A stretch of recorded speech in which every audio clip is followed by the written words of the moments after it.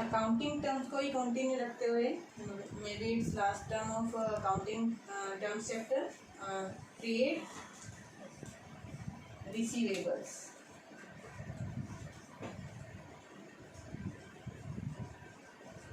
Trade receivables क्या चीज़ है? Trade receivables जैसे कि नाम से लगता है, रिसीव्ड नहीं है, रिसीवेबल है, मतलब हमें मिला नहीं है। ट्रेड में जो भी पैसा, ट्रेडिंग मतलब व्यापार में जो भी पैसा अभी मिलना बाकी है, मिलना है बट मिला नहीं है, received receivables not received, amount in trade for sale of goods or services, goods or services in the ordinary course of business. Amount in trade for sale of goods or services in the goods और service in the ordinary course of business. Mean जो भी आप business कर रहे हैं उस business के दौरान ट्रेड का जो भी पैसा आपने सेल करने के बदले मिला था आपको, वो रिसीवेबल रह गया है, मतलब अभी मिलना बाकी है, उसको बोलते हैं ट्रेड रिसीवेबल। ट्रेड रिसीवेबल जो है दो चीज़ों से मिलकर बना है, एक तो डेटर्स,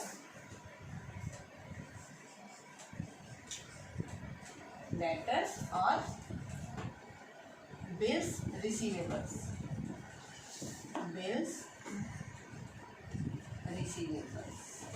डेटर्स आपको बता ही दिया था मैंने, जिसका पैसा जिसने हमें पैसा देना है, that person is called debtors. अब ये बिल रिसीवेबल एक नई चीज़ है जो आपको इसके साथ ही समझानी है। जैसे सपोज करो, एक एग्जांपल, सपोज करो आपने, डेटर्स कब क्रिएट होते हैं? जब आप सेल करते हो ऑन क्रेडिट, उधार जब क्रिएट होती है सेल्स, तब डेटर्स भी क्रिएट होते हैं। तो सपोज करो आपने सेल्स की उधार ऑन क्रेडिट, उसमें जो है जिस पर्सन को भी सेल्स की वो आपका क्या बन गया? डेटर। वो आपका क्या बन गया? डेटर। अब ये देखो कि डेटर में आपने कुछ डेटर्स को तो ऐसे ही रहने दिया, कुछ डेटर्स को तो डेटर्स ही रहने दिया।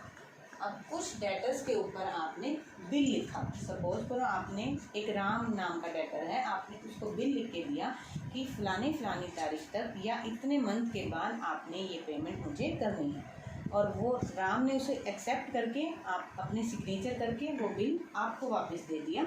तो वो जो बिल आपके लिए क्या बन गया? बिल्स रिसीवेबल, मतलब उस बिल के ऊपर आपको पैसा जो है मिलना है, तो वो आपका डेटर नहीं रह गया, वो आपका क्या बन गया? Bill receivable. अब बिल रिसीवेबल का मतलब जिसके पास भी बिल है वो ही उसका पैसा आपको देगा। अब वो डेटर नहीं है, डेटर वो रह गया है जिसके पे आपने बिल अभी नहीं लिखा है।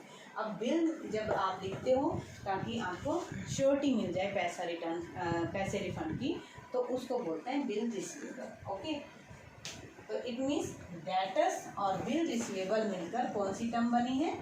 Trade receivables. मीन्स डेटर से भी पैसा मिलना है और बिल के भी ऊपर पैसा मिलना है। ओके, एक बार और से समझा देती हूँ। सपोज करो एक डेटर था राम। डेटर कौन था? राम। इट मीन्स हमने उसको क्या दिया था? वो हमारा कस्टमर था, उसको आपने सेल्स की थी उधार पर, ठीक है। तो आपको एक अदर एग्जांपल से समझा रही हूँ। एक राम डेटर था जिसको आपने सेल्स की थी उधार, ठीक है, वो आपका डेटर था। आपने उसको एक बिल लिख कर दिया, आपने उसके ऊपर एक बिल लिखा जो कि आपने राम के ऊपर लिखा कि इतने टाइम के बाद आप मेरा पैसा चुका देंगे। अगर राम को वो मंजूर हुआ तो राम ने उस बिल की एक्सेप्ट करके, उसकी बिल की एक्सेप्टेंस दी। कैसे? अपने सिग्नेचर करके उस बिल को वापस हमें दे दिया, एक्सेप्ट हो गया वो बिल। किसने एक्सेप्ट किया? राम ने। अब वो जो राम जो नाम का डेटर था, अब वो क्या बन गया आपके पास आकर? वो जो प्रूफ बन गया, कागज़ का प्रूफ, डॉक्यूमेंट का प्रूफ, वो आपका बन गया बिल रिसीवेबल। क्या बन गया? Bill receivable. अब आपको राम से कोई लेना देना नहीं है, आपको उस बिल से लेना देना है, जिसके पास भी वो बिल होगा उसी को आपको वो अमाउंट जो है चुकाना होगा। क्लियर? तो ये आपका पार्ट है। इट मीन जो डेटर्स रह जाते हैं वो प्लस जो डेटर्स BR बन जाते हैं, BR भी बोलते हैं इसको, बिल रिसीवेबल भी बोल सकते हैं, B/R, तो इन दोनों का टोटल जो है ट्रेड रिसीवेबल कहलाता है।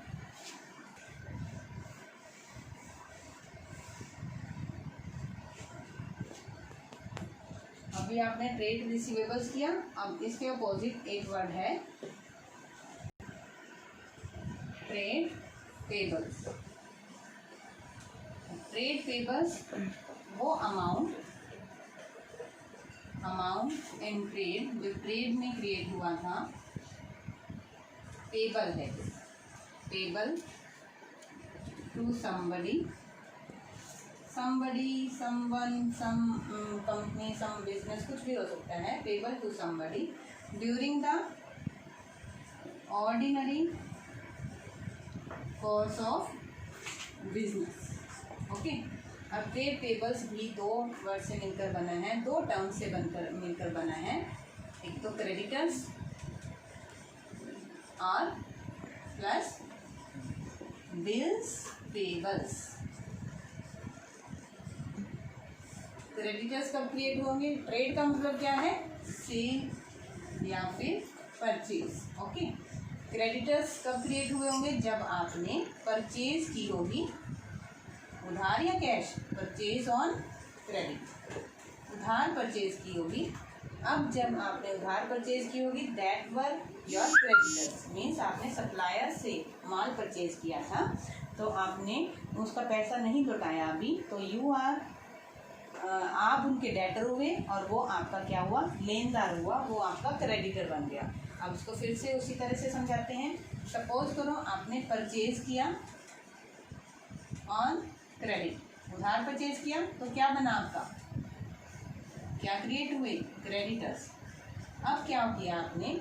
आपके कुछ क्रेडिटर्स ने किया, कुछ क्रेडिटर्स तो क्रेडिटर्स ही जिन्होंने कोई बिल नहीं लिखा, कुछ क्रेडिटर्स ने आपके ऊपर बिल लिख कर दिया और आपने उसकी मंजूरी दे दी, आपने उसकी एक्सेप्टेंस लिख कर दे दी, साइन कर दिए कि हाँ इन्होंने आपको बिल लिखा होगा कि भाई फलानी डेट पर या इतने टाइम पीरियड के बाद आप उसको पेमेंट वापस कर दोगे, और आपने उसको एक्सेप्ट करके उस पर सिग्नेचर करके उसकी बिल की एक कॉपी वापस बिजनेसमैन को दे दी, वो हमारे पास वापस हमने उनको वापस दे दी, और फिर जो है हमारे लिए वो क्या बन गया? उसकी एक कॉपी जो हमारे पास रह गई वो आपके लिए क्या बना? Bills paper. तो हो गया टोटल। तो क्रेडिटर्स और बिल्स पेबल का टोटल क्या बना ultimately? Trade payables. Trade pebbles means creditor को भी पैसा देना है आपको, और बिल्स जो पेबल्स हैं उनके ऊपर भी आपको पैसा देना है। फिर से अगेन एक एग्जांपल ले लेते हैं। सपोज करो एक शाम जो है, शाम आपका एक सप्लायर था जिससे आपने परचेज किया था माल, ठीक है। शाम कौन है? सप्लायर, जिससे आप परचेज करते हो दैट इज सप्लायर, जिसको आप सेल करते हो दैट इज योर कस्टमर। शाम सप्लायर था, आपने उससे परचेज किया था ऑन क्रेडिट, तो वो आपका क्या बन गया? क्रेडिटर बन गया। अब उसने आपके ऊपर एक बिल लिखा, क्या लिखा?